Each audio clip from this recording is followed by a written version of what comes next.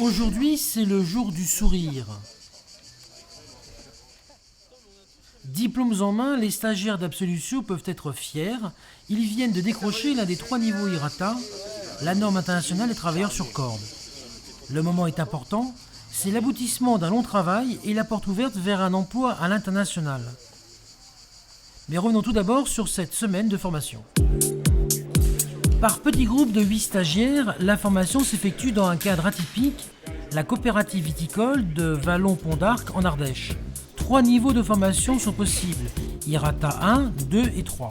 Pendant 5 jours, les exercices se répètent inlassablement. Les objectifs sont simples, atteindre la perfection. Explication d'un exercice avec Bertrand. Là, il a décroché la victime qui est suspendue sur son col, un outil de montée.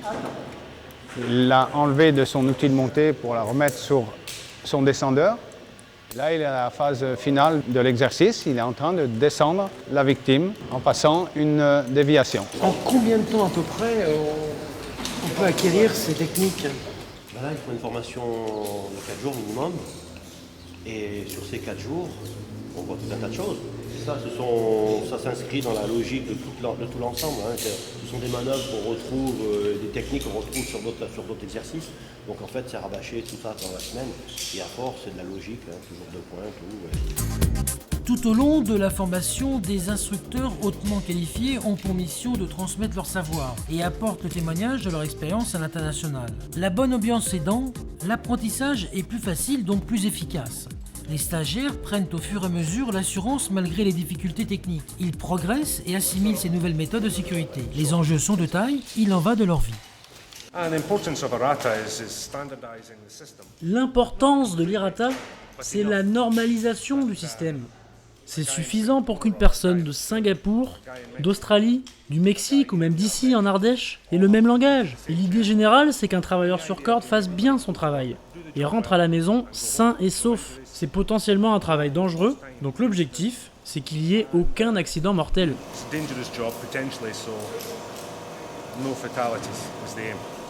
Avant l'examen, un briefing est effectué par l'examinateur qui organise les épreuves. Il permet de reprendre les fondamentaux de sécurité à ne pas oublier, ce qui pourrait être fatal.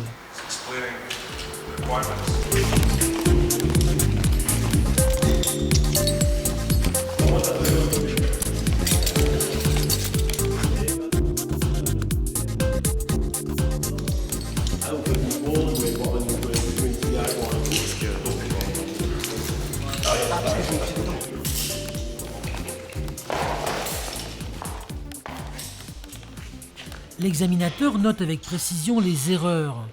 Dans ces épreuves, toutes les situations du métier de travailleur sur corde sont regroupées afin de mettre en évidence les difficultés techniques.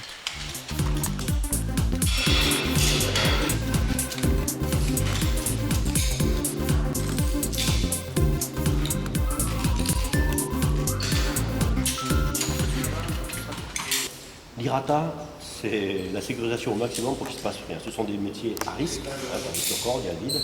Avec le principe IRATA, personne ne va tomber. On n'est pas là pour tomber, mais c'est vraiment la sécurisation avant tout. Il y a toujours 2 points d'attache, voire 3, voire 4 en fonction de ce qu'ils font. Donc c'est vrai que ça a l'air un peu compliqué comme ça, mais normalement, si tout le monde respecte tout, l'accident n'existe pas. Pour accéder à cette formation, il vous suffit d'avoir une bonne condition physique et une bonne dose de volonté. C'est mon billet pour moi qui pars dans quelques mois vivre en Australie, c'est mon billet pour pouvoir travailler sur place.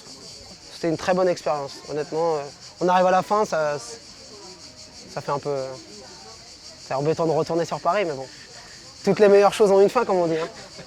La société Absolutio enregistre un taux de réussite aux examens de près de 98%. Repas du midi et hébergement sont inclus dans la tarification, ce qui facilite la cohésion du groupe. Une notion primordiale de l'IRATA et d'Absolutio.